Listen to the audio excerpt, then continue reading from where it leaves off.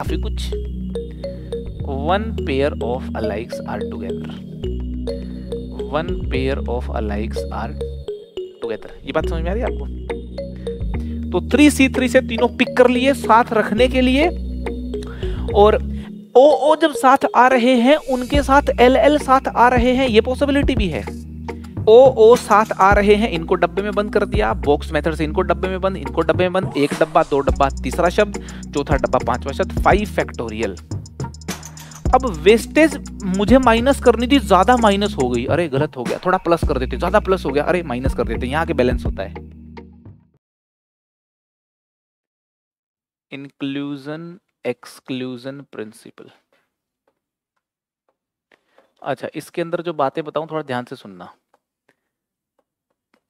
Inclusion exclusion principle,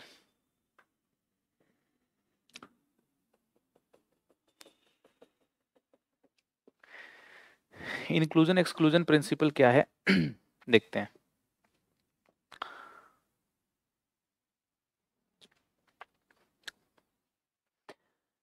है ना, Honolulu problem is back, है ना, होनोलुलु प्रॉब्लम। मतलब ये जो क्वेश्चन मैं दे रहा हूं आपको, इसका आंसर जो है, जितने भी बच्चों ने पहली दफे में मैच करवाया है उनका सिलेक्शन हुआ है, जिन्होंने नहीं मैच करवाया उनका भी कईयों का हुआ है, मगर जिन्होंने मैच करवाया उनका हो गया है। तो क्वेश्चन क्या है, क्वेश्चन को ध्यान से सुनना। वर्ड्स आर फॉर्म्ड, ध्यान से सुनना, words are formed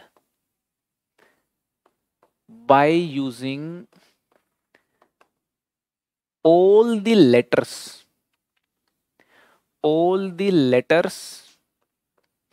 of the word Honolulu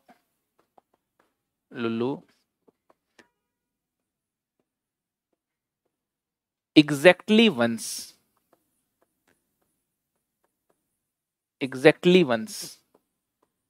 है ना, exactly once।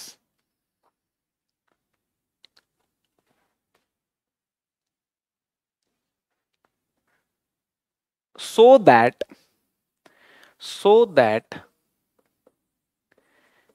no two alikes are together,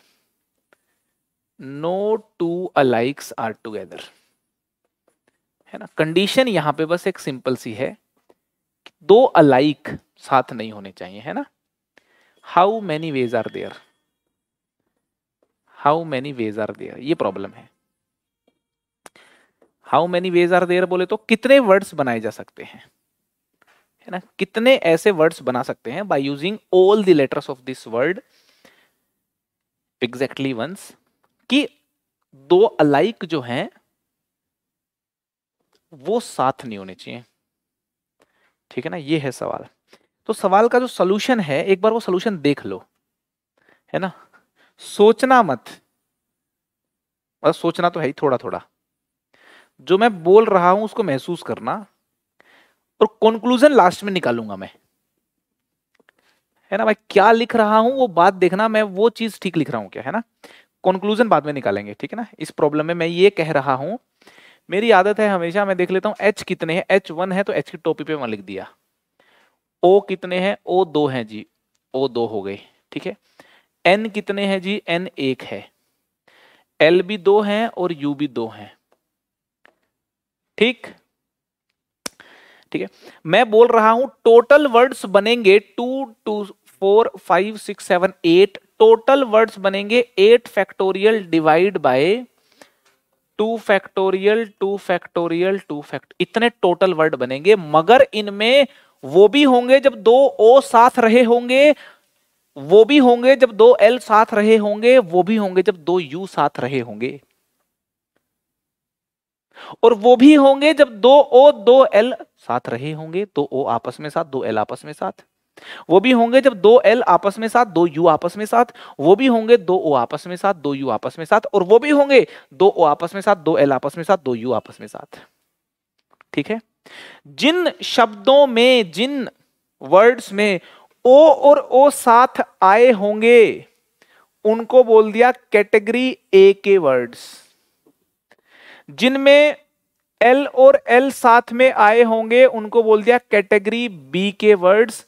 जिनमें यू और यू साथ में आए होंगे उनको बोल दिया कैटेगरी सी के वर्ड्स। ठीक है, मैं कह रहा हूं ओ और ओ साथ में आना,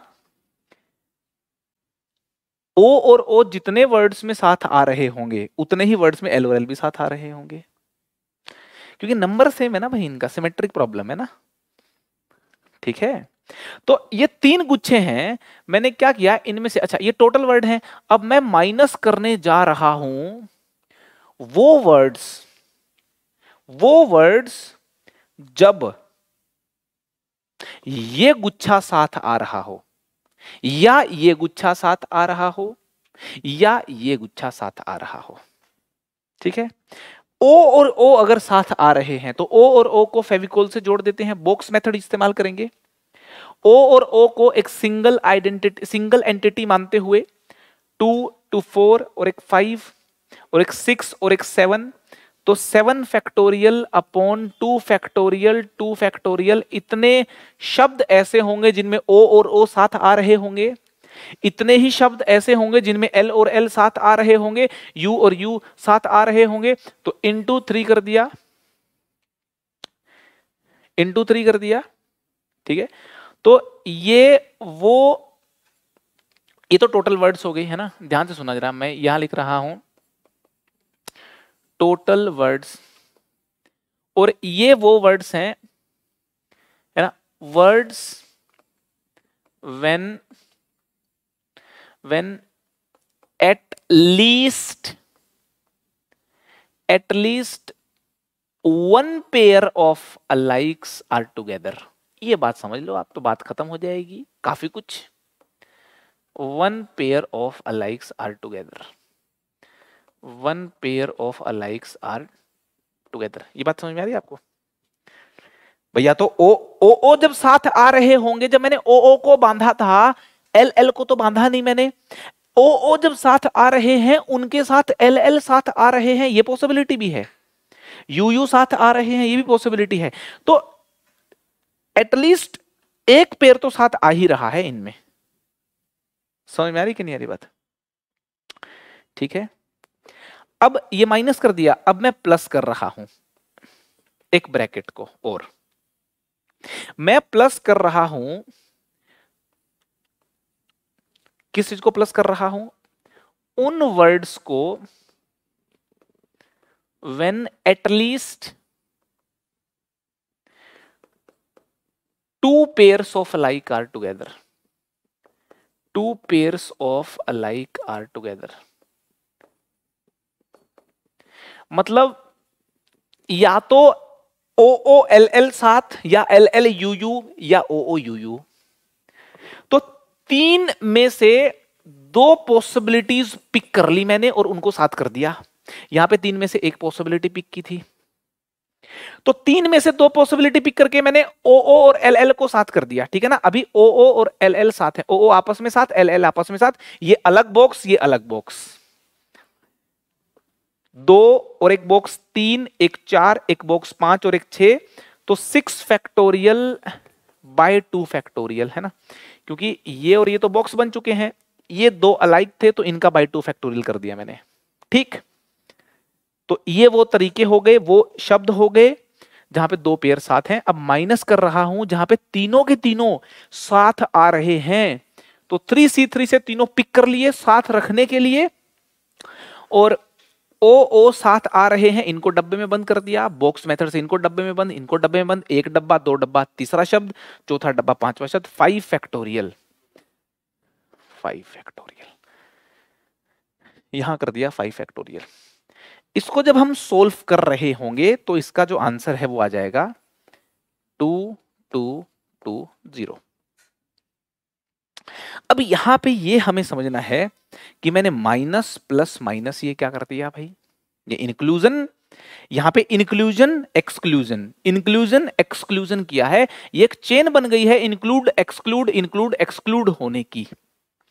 ये चेन का क्या मीनिंग है, इस बात को मैं एक वेन डायग्राम बना रहा हूं। वेन डायग्राम आपने सीखे होंगे, मैं एक वेन डायग्राम बना रहा हूं। उस डायग्राम की हेल्प से अगर आप महसूस कर लेंगे तो मेरा काम काफी सिंपल हो जाएगा। देखो ए स्पेस हमारे पास थोड़ा कम है, कोई बात नहीं, अपन एनालाइज कर लेंगे।